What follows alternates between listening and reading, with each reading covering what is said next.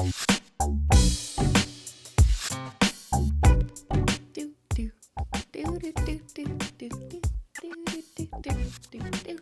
what's up, Super Simps, and welcome back to another episode of SimplyPodLogical, a Simply Nailogical podcast. It is Taco Tuesday.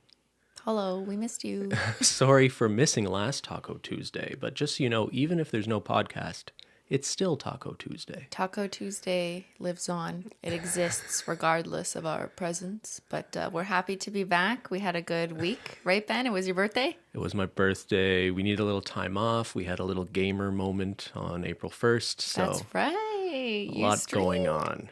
We streamed. We all streamed for ice cream. We ate some banana ice cream, too.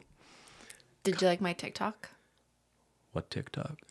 Oh, yeah, Ben's not on TikTok. I'm not on TikTok. I made a TikTok of me. Cristine is unsupervised on TikTok. I got my friend to make some banana ice cream for your birthday, but I didn't tell Ben that. I just let him eat it and see what he thinks. And Well, I knew you didn't he make knew it. it wasn't me. But yeah, I made a TikTok. It has like 2 million views. 2 million people watched you pick up ice cream from your friend. Yeah. It's like a 40-second video. Is there just a low bar on TikTok for like what gets popular? I don't know. Like, I don't understand it. But yep. Did you do a little dance? Did you a little twist? No, there's no dancing. Just eating ice cream. All right. Well, we're not talking about TikTok today, Cristine. No. We're talking about YouTube and how kids want to be YouTubers. Or TikTokers. Or online celebrities, I guess. So yeah, there was a tweet that went sort of viral a week or two ago that had a lot of people talking, and we thought we could have a conversation around it, leading from that. So basically, this guy tweeted out, at ZBulger, he goes, "How depressing, our society has failed to provide ambitious role models to our children." And he's got a picture of a chart for the top 10 jobs kids want. And number 1 is YouTuber at 34%. And number 2 is blogger or vlogger at 18%. Then musician, then actor, filmmaker. And then only at number 6 do you start seeing more traditional jobs like doctor, nurse. And then even after that, there's TV presenter, athlete, and then writer and lawyer. So No one wants to be a lawyer. Well, it's still the top 10, right? Yeah, But like there were 2 dominant reactions to this. One is like what this guy's saying is like, what a terrible thing that kids just want to be online celebrities.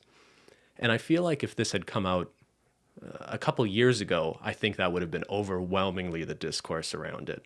And the perception was YouTubers were just vain young celebrities who blow money. And that was sort of the broader perception. Or that it was a career that wasn't going to last.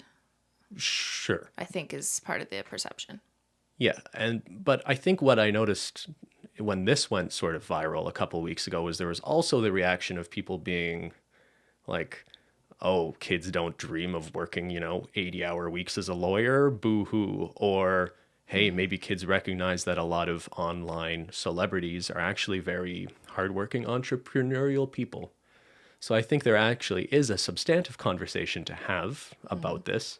But maybe first, I think we need to entertain or question where this data even comes from. And that's a good question you should always ask yourself when you see something like this, right?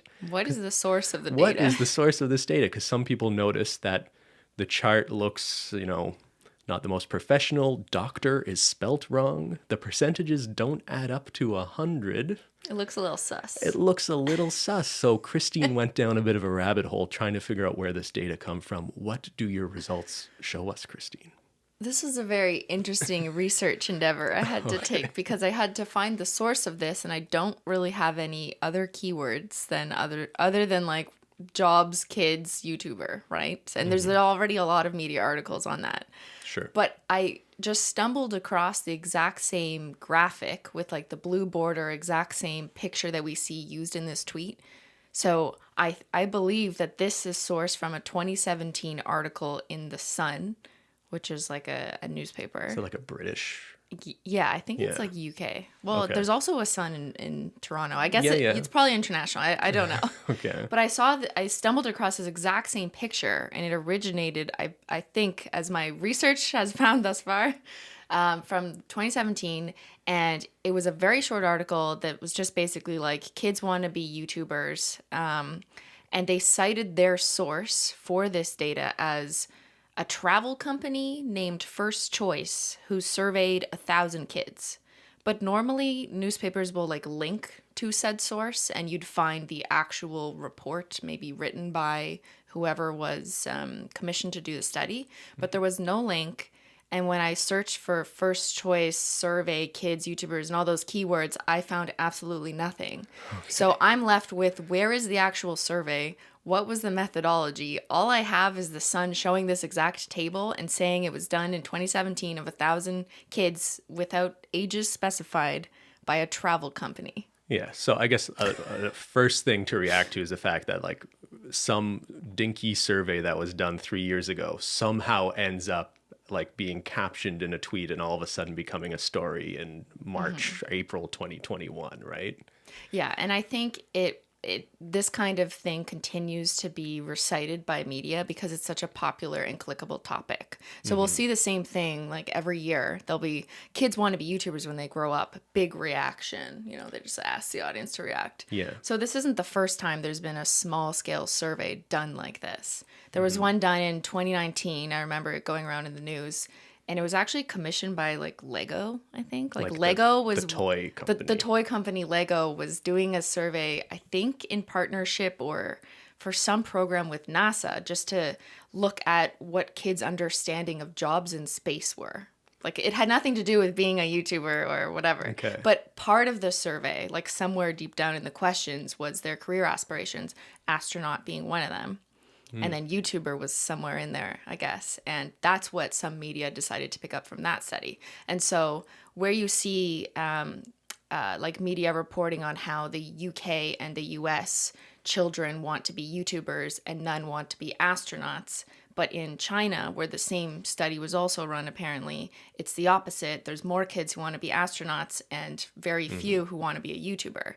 That was also like a high level finding that the media picked up on and said like kids in China want to be astronauts and, you know, smart things, but kids in the UK. Those dumb American kids just want to be YouTubers. Yeah, I remember seeing that narrative too. And yeah, that Lego study, I remember seeing the articles coming out of it. And right, I'd looked into it as well.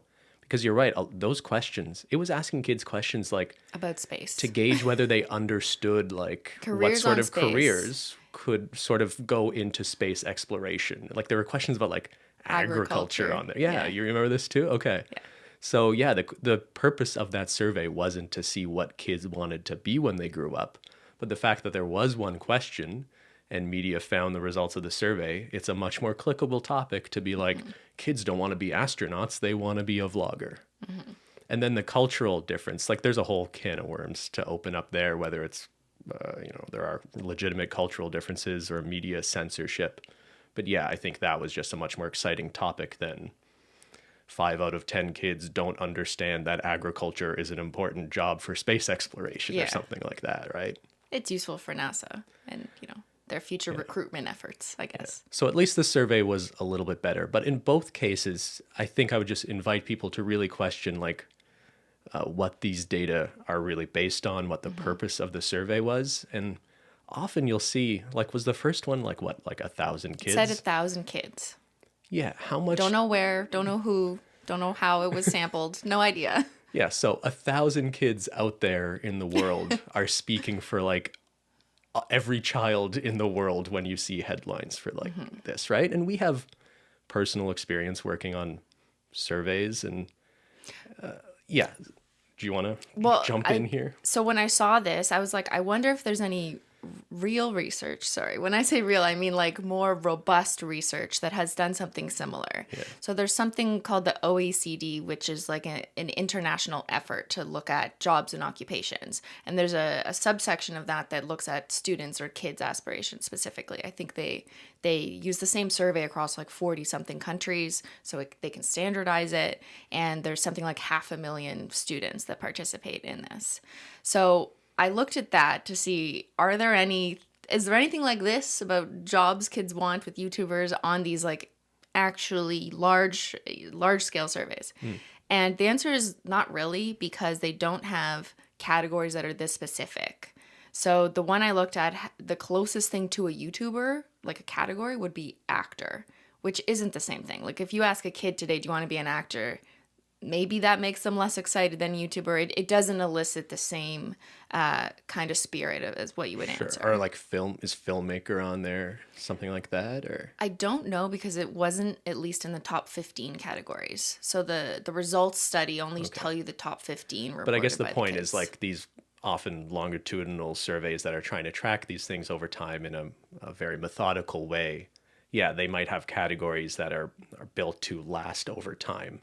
They're not just going to add, Twitter influencer just for the one time that becomes a relevant career necessarily, right? Yeah, that's interesting. And I think the challenging thing with these long-term longitudinal studies is even though they're very robust and you can get like really good data out of them and compare them across countries and compare them over decades, is they probably don't have much flexibility in evolving those categories as time goes on. Because once you change a category or add it, you can't measure a pre and post, a before and after, because it just doesn't exist. So their top categories are still like doctor, teacher, lawyer, veterinarian, because those are things that have existed for decades and will presumably continue to exist for decades. Yeah. And just a more general point, like when like public opinion data like this is trying to get the opinions of young people, that's often a particular challenge because a lot of these surveys are still done by just phoning people. And how many young people are answering the phone I don't even answer my phone, and I'm not young anymore. from a number they don't recognize to tell them what they want to be when they grow up, or just anything, right? Like it's very well known that when you're conducting surveys like this, and we've done this in our professional life, your old people answer the phone. That is who still answers the phone in 2021, right? And they like to talk to you, and maybe they're home alone and lonely, and they'll answer your questions. Young people are not. And that means, so if you're trying to make your results represent a broader population that includes young people, often the very few responses from young people you get have to be sort of extrapolated out to represent the views of many young people. And the results aren't necessarily representative of the whole population you're talking about when you haven't stratified by like region, by socioeconomic status, or by background, or by exposure to social media. Like if you ask this question of a bunch of kids who live in remote communities, it might look completely different. So you can't just... It's very difficult, I find, for small scale surveys who like interview 1,000 kids and give you no information about the methodology and like who these kids were. Were they all like friends from the same school? Because that's not an accurate representation of all kids in America. Of course, yeah. Right? So just something to keep in mind. That doesn't mean, like, we're not saying this to completely disqualify the sentiment of the results. I just think whenever I see any research study where I try to find the root and it says like 1,000 of someone were interviewed and there's no more information available, I'm always a little skeptical. Yeah, and it's also just important. Like there's debates in the social sciences about whether public opinion exists as a thing, a real phenomenon, right? Because like you kind of create it by asking the question. It doesn't exist until you ask it. Maybe this is getting a little... No, I like that though, deep. because this had the category YouTuber to even ask. Whereas those larger, broader scale, like more robust studies that you see, like government's funding, they don't have categories this specific. So we're not going to get that information from the larger scale studies. But when you commission a small survey company to do it, and you specifically are seeking information on how many kids want to be YouTubers, then you're also in a way biasing the outcome because you know pretty much what you want to see, right? Yeah, but I think just more fundamentally, sometimes the question even creates the phenomena. So like a famous example is there was a US president that got diagnosed with cancer, I think at one point, and some newspaper published like, how many people think he will survive cancer? And like people answered yes or no, and they printed this in the paper, and it's like what does that mean or represent, right? Why is that? Yeah, that's not anyway, even just a meaningful sort of funny statistic. example to question like what the data happen? even represents. Anyway, this was kind of a long tangent that kind of nerded out a little bit, but I don't think we're actually questioning the results in a way, because anecdotally, I think we can accept at face value that a lot of young people now do aspire to be online famous people. And it's not necessarily that they like say they want to be filmmakers. Like they'll say, I want to be YouTuber. It's almost like their expression is that they want to be famous on the internet, not necessarily that they even aspire or have an affinity to do the work necessarily that goes into that. I also think it depends on the age group specifically. So when we say kids, are we talking like 6-year-olds who are just on their iPad watching YouTube Kids and they watch like Ryan's toy reviews and they're like, I want to do what he does, Sure. even though like he's still a child. Actually, so that's a good question. When you looked into these surveys, is it clear what sort of age groups we're even talking about? So the more robust cross country one was students age 15. So Okay. those At that age. at that age. So presumably they have a better, understanding of what's realistic, I guess. Because, Maybe. I just mean compared to a 6-year-old, Sure, they sure, have sure. a better understanding of the world, obviously. And they're almost at the point where they're making decisions to start moving into a career path. Might be applying to university right. soonish. The Lego one, I believe, was like 6 to 12 or something. 6 to 12. It was younger. So yeah. like you're asking 6-year-olds what they want to be when they grow up. Like when I Right. was 6, I probably thought I wanted to be a helicopter when I grew up. Like what kind of You question wanted is to that? be a banana. I wanted to be Donkey Kong or something.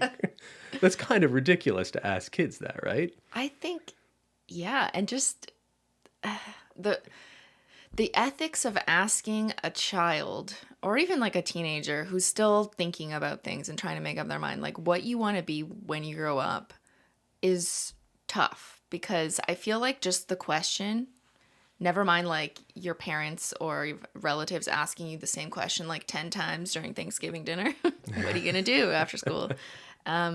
It can weigh a lot on you when you haven't made up your mind yet. And when you're a kid or a young teenager, you don't have to know the answer yet. So sometimes I find that pressure that comes from usually older people asking you this, like hounding you, like, where's the answer?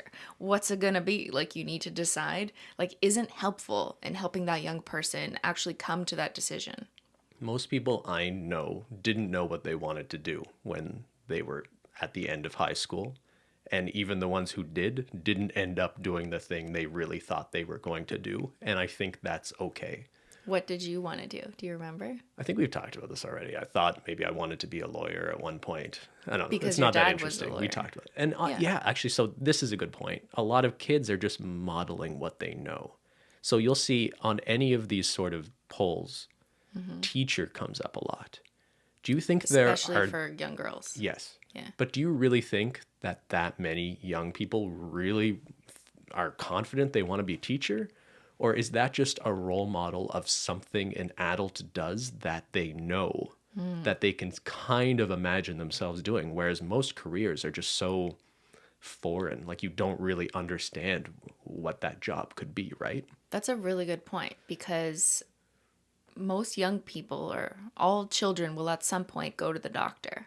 They might see their doctor once a year and feel like, oh, they're so smart or whatever. They're exposed to their doctor. They see their teacher on a daily basis during school. And more recently, they see YouTubers and social media stars as they begin to put themselves on social media and observe. So exactly, what are these 6 to 12-year-olds being exposed to? The teacher they see 5 days a week, maybe over Zoom, and, Jake Paul, who they watch on YouTube on a loop every night, that's what they're seeing. And if a lot of what you want to do when you grow up is based off what gives you sort of financial success, which I think is a huge part of it for a lot of people, seeing YouTubers who make content specifically about how financially money they successful have, they yeah. are, of course that is going to make a bunch of kids just think that would be great. I'd love to be Mr. Beast and just give people cars. But does this, like, I understand a 15-year-old understanding that, but does a 6-year-old have an appreciation for that? Like, if we're talking that young of kids, I don't think so. For money, for an idea that money is really important, I think kids learn that at a very young age. With the help of social media. Yeah. But, like you see what your parents do, you see what teachers do, you see what YouTubers do, right? So basically these results are just a reflection of what kids are seeing. And this is their one lives. funny reaction I saw to this tweet specifically was, this isn't what kids want to be when they grow up. This is what kids think they want to be before like the harsh reality of the world hits them in the face, right? I mean, isn't that always normal? Like when a decade ago, we asked kids what they want to be, and maybe they said astronauts, just because space is cool, man. Like, that's what we think when we're in grade 2. But then we like learn, oh, you got to do all this math, you got to do all this science, and maybe I'm not actually interested in being an astronaut. I just thought space was cool. Well, I think it became like the go-to example, like back in the 70s when, like, there's no coincidence that the few people that went to space and went to the moon was a very exclusive club of people. They were like the most famous people in the world too. So fame, I think, actually had something to do with it. But I think where parents feel better about the astronaut answer is that you're right. To qualify to be an astronaut, I think you need a degree in STEM, and I think you need real practical experience in aviation or something like that before you can even apply to be an astronaut. So you can make So the there's argument a fallback. only a handful of people are ever going to be astronauts. But if you have the qualifications to even apply to be an astronaut, there's a whole field, there's a whole bunch of different vocations that are available to you. If you have the dream of being a YouTuber, I would argue that there are less job opportunities if you fall short of being a financially successful YouTuber. There are jobs in marketing and Social media and marketing, for editing sure, and social yeah. media. So like, I'm not trying to underplay that, right? But if you're really shooting for the stars of, I want to be Mr. Beast, you know, Yeah. that's tough. I guess that's something that isn't really explained, and why would it be? So when you see like the top most successful YouTubers, you're not seeing the 99% of people who also want to be YouTubers and aren't as successful. So when a child says, I want to be a YouTuber, they are thinking, I think of someone like Mr. Beast, Jake Paul, David Dobrik, you know, and all these people that have been incredibly successful. But those people and their success are not an accurate representation of the average YouTuber or the average person in this profession. Yeah, it would be like aspiring to be the top 0.001% of any field you were aspiring to be a part of, right? So if a kid's dreaming of being a doctor, it would like be like them thinking, They're going to be I the can top. be the best doctor in the world, right? Yeah.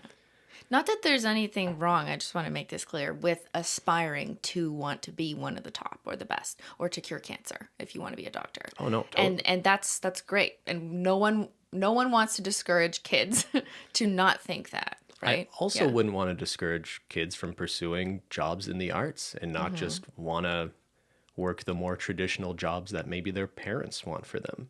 I think as you grow older, you know, you do have to grapple with the reality of, like, for me, I thought I wanted to be a jazz drummer in high school. And, you know, I could see my life having gone that totally different path.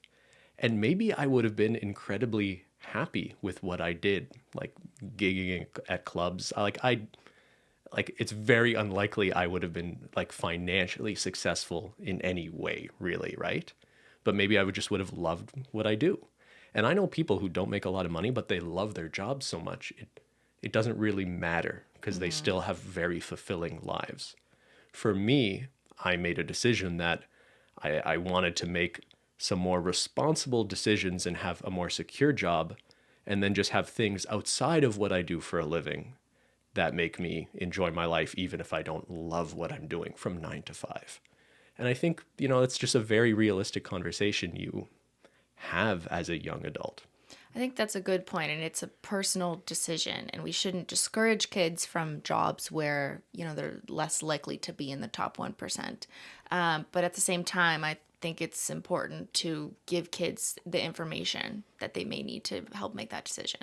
Maybe not a 6-year-old if they're, you know, a little young to comprehend, but certainly when you're getting ready to prepare for post-secondary school, if that's a decision that you want to make, if it leads you in the direction of a career that you want, of course. I've always been way more like practical in the sense that I wanted to secure a job that I knew was going to make me have a sustainable like living that I was comfortable with, even though I knew I am like at heart a creative person. So I made the decision to seek out like a field in criminology, criminal justice. I looked into what kind of jobs are there. And while I was never 100% sure like exactly which job I would end up with, I didn't know I would be specifically a data analyst, like in a particular field of crime statistics. Sure. But I just knew that there were jobs available in that field. I was interested in that topic, and that it was something that I could pretty much not guarantee. Nothing is ever guaranteed, but I had a good chance of finding a good job in that field if I did everything to meet the qualifications to get into that field. And that was school in this case. At the same time, that didn't stop me from pursuing nail art and other creative passions that I had, and I never looked at those as a way to make money. I stumbled upon that when I realized after posting YouTube videos for a few months that you could monetize them. Yeah, you can watch our last video Yeah, to find out you more can find about out that. how much money was made there. That was a shock to me and was never my goal. But I also don't want to undermine people who do set out in a creative career with the goal of making money, because I also find that highly commendable in the sense that you need to work incredibly hard in any creative field, right, to ensure success and to find longevity and some kind of like permanence and guarantee, because it is a much more difficult career path to choose and to make sure you have some kind of security. I acknowledge the challenge there. The harsh reality is a lot of people work hard and will not be successful. And I Well- know that's well, like a what's shitty thing. successful though? It's a good point. It really depends what, like, kind of like I already mentioned, right? If you love what you do all day and you're making enough money to survive and be healthy, then I guess that is success. But I guess I feel like often kids are sold this dream of like, you could do whatever you want, follow your dreams. If you work hard, everything will be fine. A lot of people work hard and don't necessarily have the best lives. And that's just sort of the harsh reality of the world we live in. Yeah. Okay, that just got too depressing. Did your parents put pressure on you to follow a certain path when it came to things like a career? Yeah, I think we've mentioned this before, but I did think about maybe going to college in Canada. There's a difference. I was thinking about college for something like arts or graphic design in particular, because I really liked making videos on Windows Movie Maker like 15 years ago, 20 years ago. My parents definitely encouraged me to go to university, which was the more academic route, because of, I guess, my grades, because you needed a certain grade to get into university. And they were like, well, you have these grades, why would you waste them? That was their logic. And then also, neither of my parents finished university. So it was a big deal that it was a big deal that I was eligible to apply and would presumably get accepted. Yeah. And they felt like I should do that. And I think the automatic response, like hearing this story, is like, oh, that's so sad that they forced you to university. Like they did not. I was not forced into university. I think I had a moment of like teenage angst where I just was contemplating like not doing what they want me to do. But in the end, I'm glad that they said, you know, I should consider still going to university. Obviously, I had their help and support of my family to pay for university, so I was lucky enough to have that. And university was more than college, but and my family was willing to help. But I am glad with that decision, because once I got there, I realized like this is what I want to do. Yeah, you want to be careful not to not make the decision just because that's what your parents want you to do as well, Yeah. right? Because there is a sort of point at your life where I think you do want to rebel against expectations. A lot of people experience this, but for me, like my mom really wanted one of me or my siblings to be a doctor. Is anyone a doctor? None of us became doctors, too much to her disappointment. But I would say that a lot of that was her projecting like her thoughts about what a successful career would be, right? Rather than it being about us, what we wanted to do. And I remember when I thought I wanted to go into the law, maybe be a lawyer or whatever, I had a really reasonable conversation with my dad about it. And he sort of pointed out, and maybe this is a useful thing for young people to hear, is there are certain career paths like getting a degree in legal studies or going to law school. That doesn't mean like you have to be a lawyer who's like in a courtroom arguing things. That is one path you could go down that actually opens a lot of different avenues I think a lot of people wouldn't expect with that sort of education, right? You could be legal for it's like a social media company. They need lawyers too. Yeah, you could be private counsel. There's a lot of interesting things you could do with a law degree. And I would still argue that just having some education after high school, whatever it is valuable, even if you don't do something that is very specifically tied to that degree program. I'd like to think, but I, also want to acknowledge that a lot of people go into a lot of debt going to school, particularly in some countries more than others. Right. Yeah. So if you were a parent of a kid right now and they wanted to be a YouTuber, do you think they should be concerned about this, Cristine? Because that seems to be like a lot of the narrative around this, at least on one side of the argument. Yeah. Maybe imagine like, okay, if your child is like 6 years old and they want to be Jake Paul and they say they're a savage, maybe you just hope they grow out of that, right? But maybe if your kid is 15 and they still are expressing that, and when they do something wrong, they say it's because I'm a maverick. How concerned are you? Okay. I am not a parent and do not plan to be a parent. That being said, somehow I've turned into like a mother-like figure to lots of people who watch me. So I do have this kind of, I worry about the realities of others as far as I can. Sorry.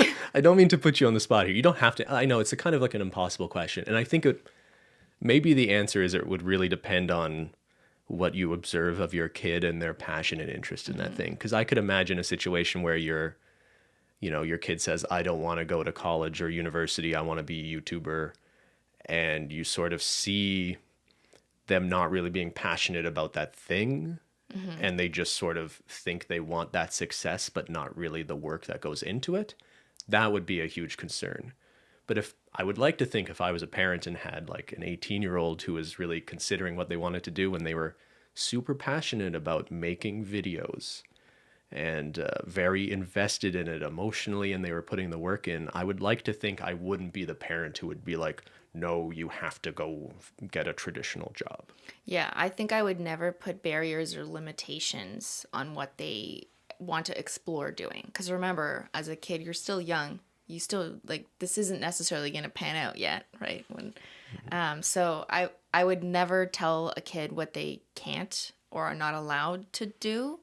If they are interested in a career that I am worried about in terms of their financial longevity or security, give them information about that career. And it's not to be biased.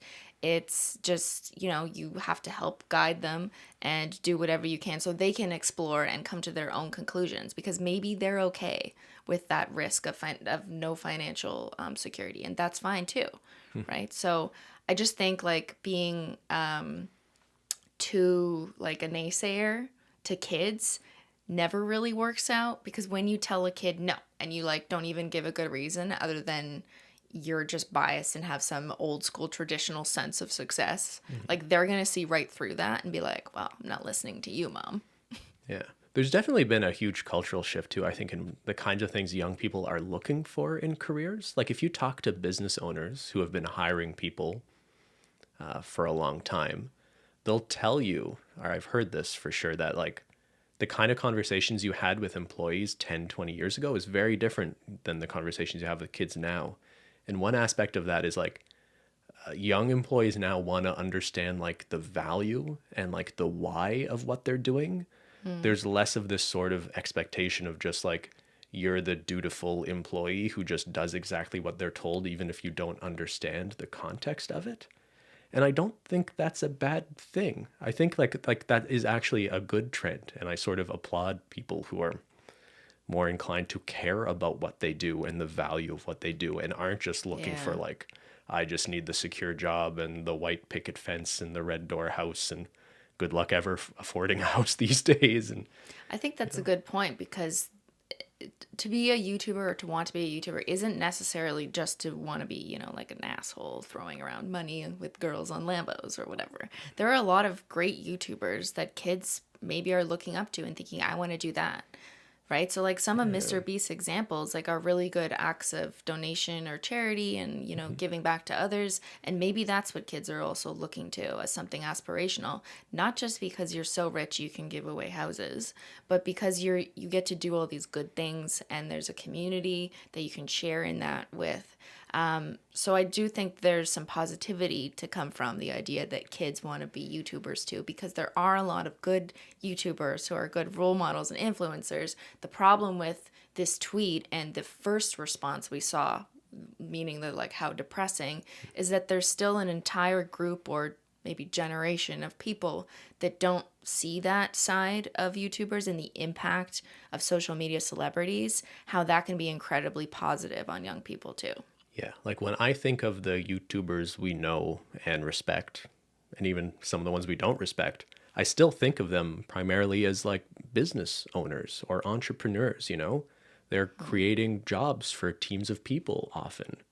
They're, very motivated people. Like there's a lot of things to admire about these people. And even the ones who are like morally problematic actually still have a lot of that sort of entrepreneurial spirit to them, which isn't necessarily the worst thing you want your kid. I mean, like some of them aspire sell to. scams, so I wouldn't aspire to that, but you can't deny that the work ethic and entrepreneurial aspect is there.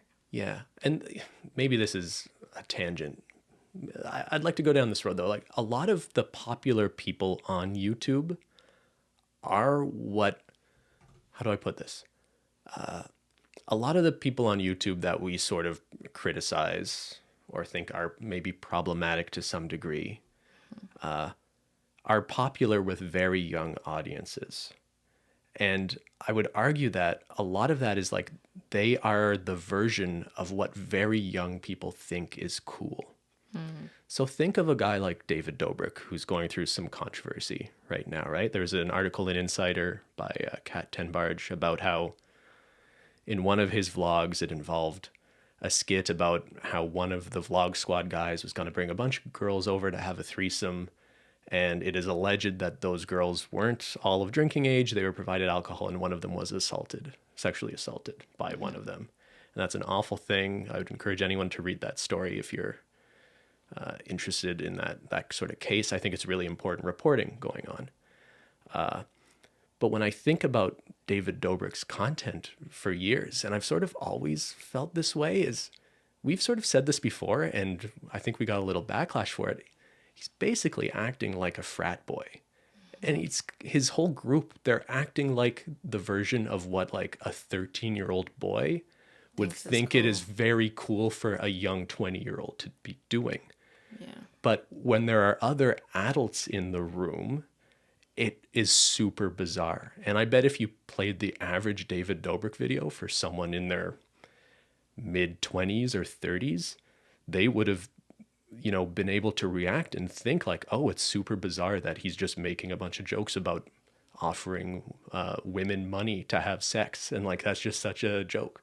Like a lot of David Dobrik humor was just really low-hanging fruit, like stereotypes joke. Oh, you're the short guy. Oh, you're the black guy. I'll make jokes about this.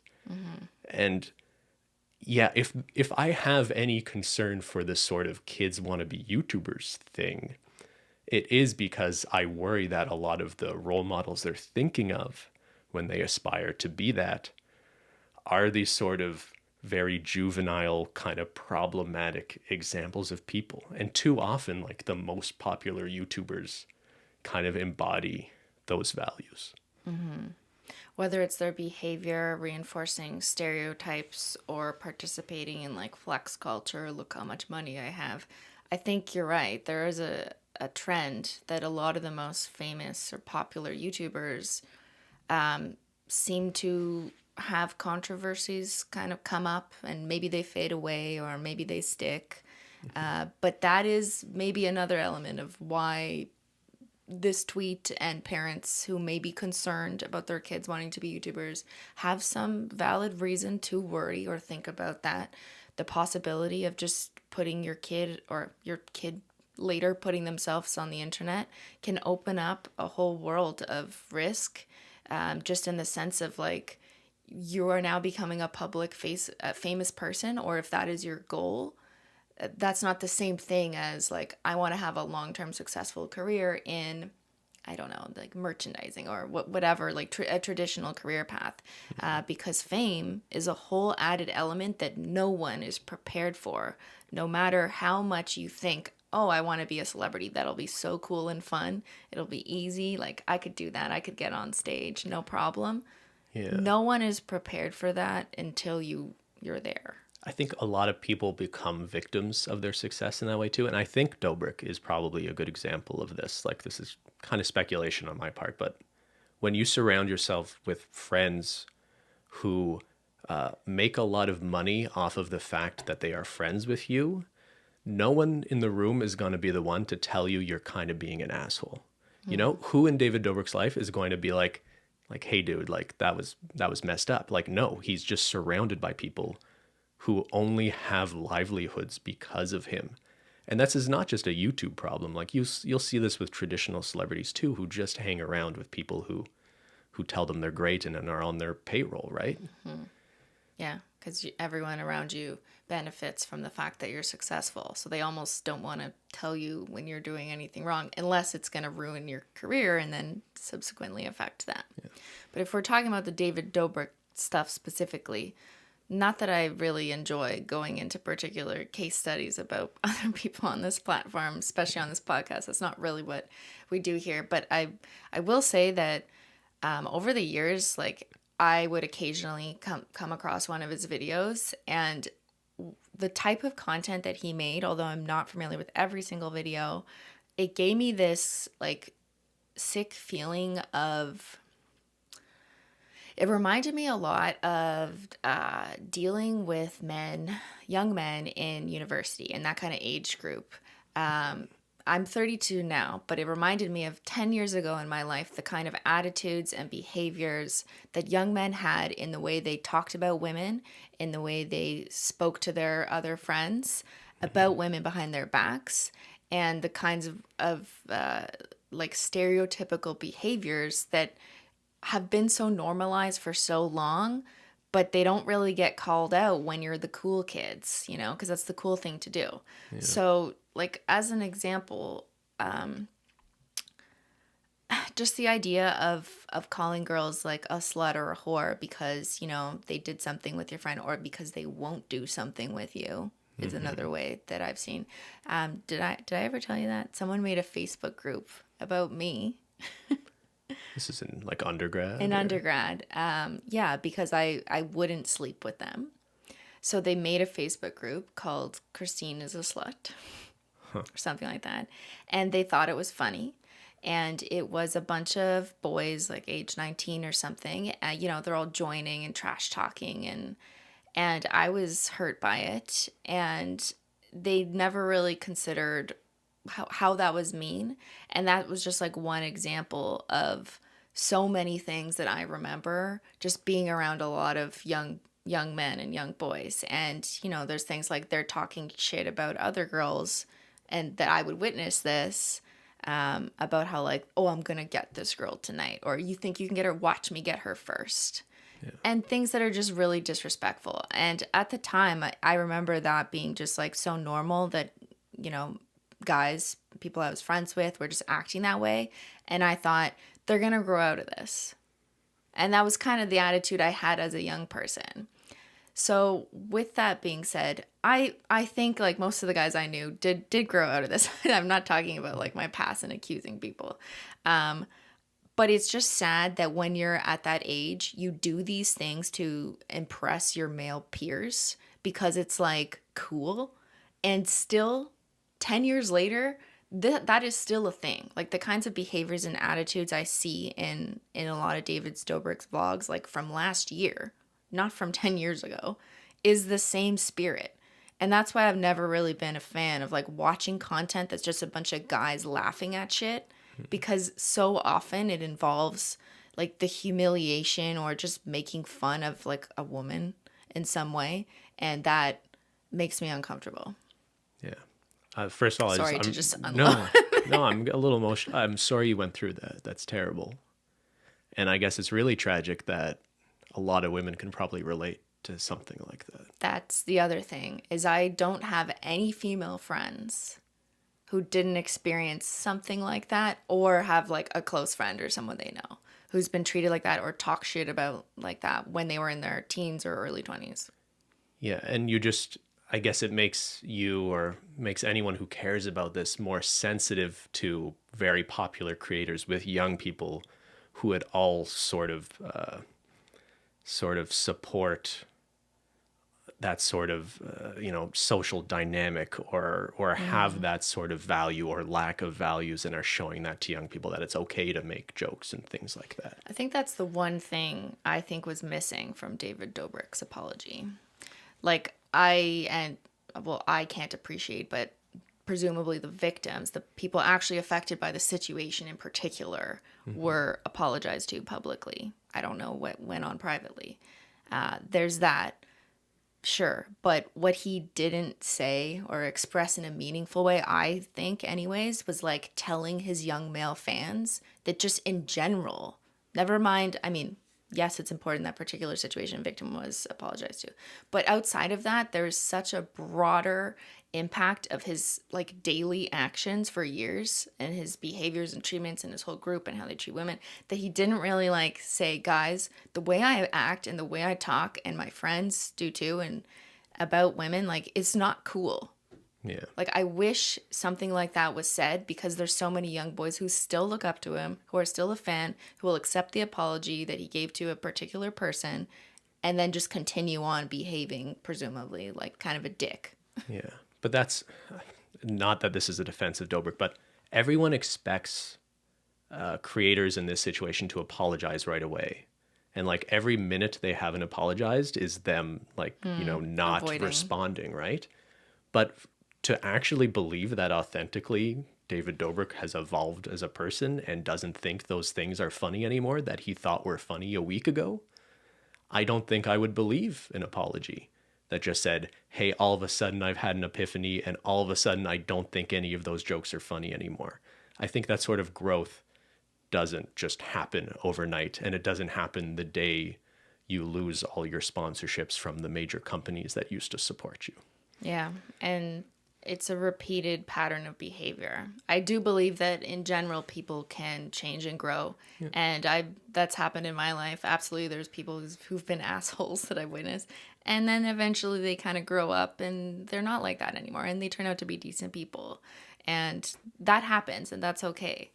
But especially when you're putting things like on the internet and you have an awareness of millions of people that are giving you feedback for what you're putting on the internet, it clouds but also substantiates your behaviors in a weird way, because it's usually your fans that are encouraging you to do more and more and do more of this, give us more. So you tend to lose perspective, I think, as a famous person on the internet putting content out there. So if we get maybe a little bit of a more lighthearted note to end on, I'm not even sure this is. Like, we don't know David Dobrik. No. You met him once or twice just in passing. And he was very nice. Seems like a very charming guy in person. But I'll never forget, like, the one David Dobrik story I have is we ran into him at VidCon once, said a quick hello. And he was there with some of the guys in his crew. And, like, we were just hanging out in an area of VidCon where, like, the fans aren't allowed to gather, so you have a little privacy. And I saw, like, in the like, maybe he's not right next to us, but I could see him, and he pulls his camera out, and he's with the guy in his group, Jonah, who they just make fun of for being fat. And he has his camera out, and it's like in that guy's face, and he's like egging him on, like he's saying something. I can't hear what he's saying, but eventually, like, the Jonah just turns around and goes like stop! I'm not gonna do that. And then I just see David put his camera down. I'm like, this was years ago. And I remember ever since then, every time I saw a David Dobrik video, I'm just thinking in the back of my mind, like, he's getting this content by, like, basically antagonizing people into doing things that are entertaining for a 4-minute video. And ever since then, like, seeing how this sausage was made, I had a completely different perception of what that content even is, even if you don't go to the extremes of, like, the more awful things that were maybe done behind the scenes. I just can't watch like a group of young boys anymore together making content. Like it's just like every time I tune into something like that, there's a comment that just puts me off and I'm just like, I'm annoyed. Yeah. All right. Do you want to be a YouTuber when you grow up still? Well, why don't we talk about some good YouTubers? Oh, okay. You want to end on a positive note? Yeah. Who's a good who if there are parents out there with kids who want to be YouTubers when they grow up, but Who they're should they specifically aspire to be? mentioning these specific people, I anyone mean- really come to mind for you? Mark Rober That's a good answer. is a good one. Recently, he made a video. Well, he's always done those like glitter bomb videos where he'll it's like for thieves. He'll stage a package on a doorstep, and a thief will come along and steal the package. But when they open it, it's actually just a glitter bomb that explodes, and then there's a phone camera that records them. Yeah. Yeah. So then he did another video recently where they were actually trying to track where, how did it go? Do you Like want me to a explain scammer? it? Yeah. So basically, a lot of old people who answer the phone and answer opinion polls, they also answer phone calls from scam artists, mostly coming from India, right? And they'll often get tricked into sending money in the mail to temporary addresses that people pick up the money and like they split it, like the money mule splits it with the call center back in India that tricked the old person into sending it there. And there's some really clever ways they trick old people into doing this. And it's not just old people, right? Just people who aren't computer literate, I think, fall for this sometimes. But anyway, Mark Rower teamed up with another YouTube creator who is sort of an expert at kind of intercepting these scams. Like while this scammer is trying to get your banking info and trying to trick you into sending money, he'll sort of reverse hack them so he can see what's going on their side and he finds out where they are, things like that. Anyway, he teamed up with Mark Rober, and the glitter bomb experiment of trying to catch people stealing packages off porches actually led to like a really fascinating investigation of what happens to these scam artists when they basically wanted to use that same mechanism they had for catching porch pirates to catch these money mules, let's say. So they figured out there was like a network of people and they rent an Airbnb to send the money to, but they just wait outside for the delivery man to show up so they can intercept the package. And they've got footage and like surveillance and cell phone footage and caught some of the people engaged in this sort of network of scamming So people. Mark Rober's making... He's literally fighting crime. He's like Batman. Yeah.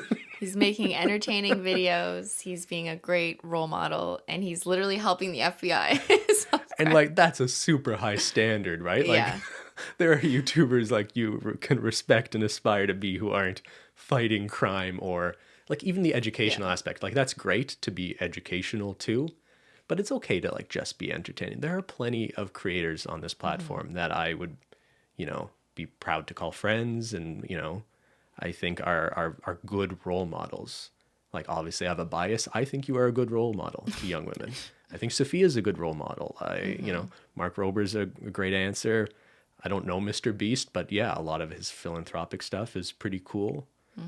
Yeah, there are good examples of YouTubers. I feel like in the past, maybe people have this impression of us that we've been discouraging that other people should try and be YouTubers. I think in some older Simply videos, we've kind of joked like, oh, don't be a YouTuber. You're not going to get anywhere. Like, it's not a real career or it's not a real job. We might have, through jokes, participated in that. So I just want to clarify that. Early on when I was starting out in YouTube land, I was absolutely not at the point where I could, let's say, like replace my future lifetime earnings from my day job with YouTube. Like this was early on. I realized there was a lot of money, but I truly did not think that the money I was making when I first started making money would last for 5 years, like to current now. I thought it was going to be like, maybe I'll be big for like a year or two. And I remember there was other creators telling me like, you're famous now, you got 2 years, make the Make most as of much it, money as make you as many can. videos as you can, because after that, it's going to drop, it's going to go away. And I was like, okay, like, that sounds like reasonable advice. And what I hear from the media and like discourse that, you know, fame is fleeting and you're going to be broke after this, so you better save your money and think smart and think long term. What are you going to do after YouTube? I was already thinking about all these things in like 2015. And it's true. Like a lot of people look at like the successful YouTubers, you know, their peak success typically there are there are exceptions to the rule, but most people aren't very successful for many years. So I think that's ultimately the message that I want to underscore is the most successful people you see on YouTube are set for life, generally speaking. The most people you see? The most No. successful, sorry, the top tier of Depends how you YouTubers, define that, and it also right? depends how they save their money. Like if they buy 800 Lambos, then they're not set for life. Well, actually, they could sell them. They But like retain I their feel value. like you're right. In old Simply videos, we used to sort of play devil's advocate, I guess you could say, because I think we were seeing a lot of YouTubers give pretty irresponsible advice to young people, which like I know it sounds great and it's like very aspirational to just hear like follow your dreams and do whatever you want, but you know, I just don't think that's necessarily realistic advice to give I young don't think it's people. good advice. Like, just follow your Just dreams. like it's lazy advice. It's an easy way out advice. It's advice that makes people go like, "Oh yeah, you're so smart. I I can just respect do whatever you." I want. Like, Yeah. but it's not practical. And maybe that's just me and my personality trait of a logistician, I think. Like, I need practical advice. So if someone told me, like, just follow my dreams, like, I'm going to roll my eyes at them because it's not real advice to me. But like maybe some people mean that genuinely too, but I also think our perception is some YouTubers are just selling that idea to you. Part of Right. their whole appeal and their content is about selling this sort of aspirational idea. You're watching their videos, dreaming of how you could be like them, and they're telling you, "Hey, just sign up, become a member of my family, and maybe you could have this success too." Like anything like that creeped us out to the point where I think we really did sort of take very much the opposite stance. That's But exactly what happened. That's yeah, how I feel. Like it was around the time when Jake Paul was promoting like Edfluence or yeah. like he had these programs where you would pay money to sign up and you'd learn the tips and tricks to be as famous and rich as him on YouTube. Like that's not selling anything of value. I'm sorry. Like that's not real. He Yeah. is incredibly lucky and fortunate. He works hard. I'm not saying he doesn't work hard, but you can't just tell kids sign up for $10 a month and like you'll be me. Like, Yeah. that's not true. And so I remember at that time when that was happening, we didn't have a podcast, so we didn't have a long time to talk about this. But occasionally in Simply videos, Mom and dad yeah, mom reflection and dad. moments. I remember like us speaking on that mostly to offer a counterbalance to what was going on in that era, which was people like Jake Paul saying, you can be whatever you want. You can be a YouTuber, fuck school. You know, I didn't go to school. Look at me. You can do this. And I was like, oh my God, no. Yeah, no, stop. No, stop. Like, please think carefully. There are things that matter.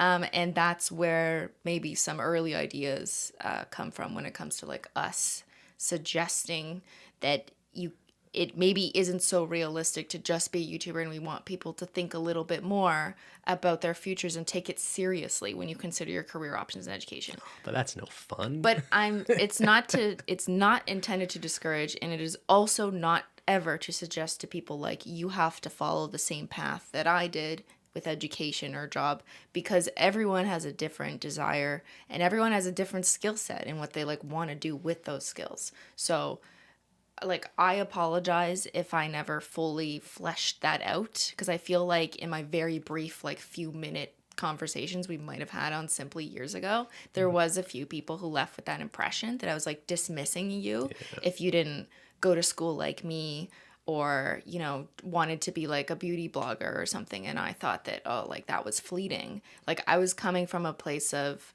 trying to offer practical advice in the sense of being a counterbalance to all the opposite advice I was seeing on YouTube that I just don't think is helpful. Yeah, that's I've very said my well piece. said. You got that off your chest. You can be what you want to set out to be, but everyone should be informed about what requirements they will need to get there, what work is going to needed to get there, and just the reality of it. Like, try and talk to other people, investigate what the day in, day outs of that particular job, and what you're going to need to do to get those. Just have realistic expectations about what sort of implication that has for what sort of lifestyle you may live to. All right, apologies to Kat Tenbarge. We were going to have her on today to talk about her reporting, but we ran out of time. I'm just kidding. We weren't actually. People still ask if I'm serious about these. I have to point out, I just say whatever name pops into my head. Ben just says whatever he wants on this podcast. But I do want to note and appreciate there are a lot of young female journalists who are kind of covering the influencer space or just tech space now that are doing a really good job, I think, and facing a lot of harassment for doing their job as well. Well, they're facing harassment from the fans of the people they're profiling. Fans, I think just young female journalists too, for some reason, are just such a target of mostly right-wing losers on Twitter, mostly. Right-wing losers, Mostly, yeah. Yeah. Yeah. So shout out. Shout out to all my women. All the female journalists out there. Taylor Lorenz, New York Times, doing great. All right, that sounded condescending. It wasn't supposed to be. Yeah. I appreciate your reporting. Thank you, Ben. Okay. Yeah. On behalf of women. Okay, we're going to stop now. Thank you guys for tuning in. Happy Taco Tuesday. I'm glad we're back. Are you feeling refreshed for tacos? I feel like eating tacos right now, if that's what you're asking. Let's do that. Let's do that right now. All right. See y'all later. Thanks for tuning in. See y'all later. Bye. Okay, bye.